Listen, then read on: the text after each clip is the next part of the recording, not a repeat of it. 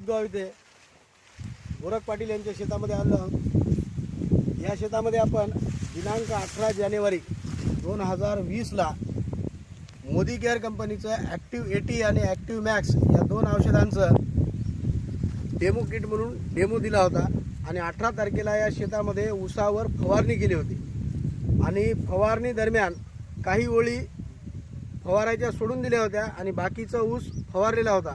दोन्हीमधील अंतर आणि फवारलेली तारीख तुम्हाला सांगतील। हो हो मस्त फरक दाखवायला।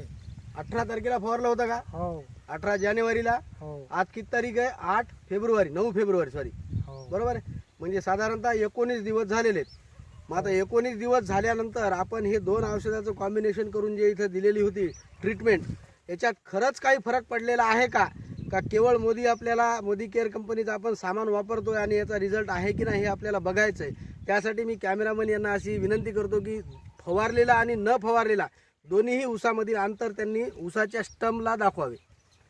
इकडे आधी दाखवा। हे फवारलेलं आहे, याचे स्टंप बघा, याचा स्टंप बघा, हा स्टंप बघा, बुंदे बुंदे बुंदे हा स्टंप त्याला मराठीत काय म्हणतात? बूड म्हणजे जो मेन फुटवा आहे ऊसाला लावत्या वेळेस पहिल्या डोळ्यावर येणारा जो बड आहे त्याच्याबद्दल आपण आता दाखवलेलं आहे। आणि न फवारलेलं दाखवा मामा, कोणतं आहे न फवारलेलं ते हेच लागेल। आता ही न फवारलेलं आहे ना पलीकडं, ज्याच्यावर या दोन ओळीवर आपण फवारलेलं नाहीये ते पण दाखवा। या ऊसाला सुद्धा आपण फवारलं नव्हतं आणि इकडचा याच्यावर तर याच्या फवारणी केलेली, यालाही नाही फवारणी, याला फवारणी केलेली नाही। ओळी सोडून बाकी सर्व फवारले। याच्यामध्ये बराचसा मोठा इथल्या इथेच फरक आहे। हे मूळ शेतकरीच आपल्याला सांगत आहेत फरक, स्टंप मधला फरक किती मोठं दिसतंय फरक आहे आणि आणि इकडे हे किती छोटं दिसतंय। याच्यामध्ये किती फरक आहे, हे दोघांमध्ये किती फरक आहे हे तुरंत दिसायला लागले।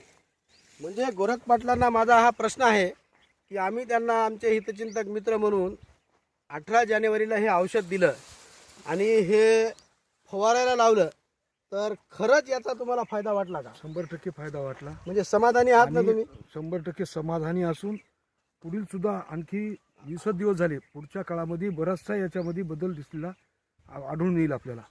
धन्यवाद। आणि सध्या कलर मध्ये बी फरक आणि कलर मध्ये आणि पूर्ण त्याच्या क्वालिटी मध्ये या दोन पानामध्ये हे बिना फवारलेली वापरलेला औषधी मोदी केअर आणि हे वापरलेलं आहे, या दोघांमध्ये सुद्धा जमीन आसमानचा फरक दिसतो। हे बघा, हे बघा, याची क्वालिटी बघा, हे कलर बघा आणि याचा कलर बघा, म्हणजे क्वालिटी बघा याची।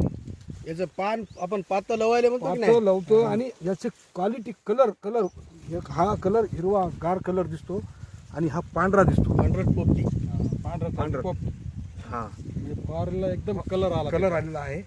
आणि वाढ एकदम त्यांची झालेली उंची, त्यांची क्वालिटी ही सुद्धा अतिशय समाधानकारक आहे। समाधानकारक आहे। थोडक्यामध्ये फक्त 20 दिवसामध्ये झालेला हा चमत्कार आहे। अजून केवळ 12 महिन्याचं हे पीक आहे आणि यानंतरही आपल्याला किमान 4 फवारण्या करायच्या आहेत।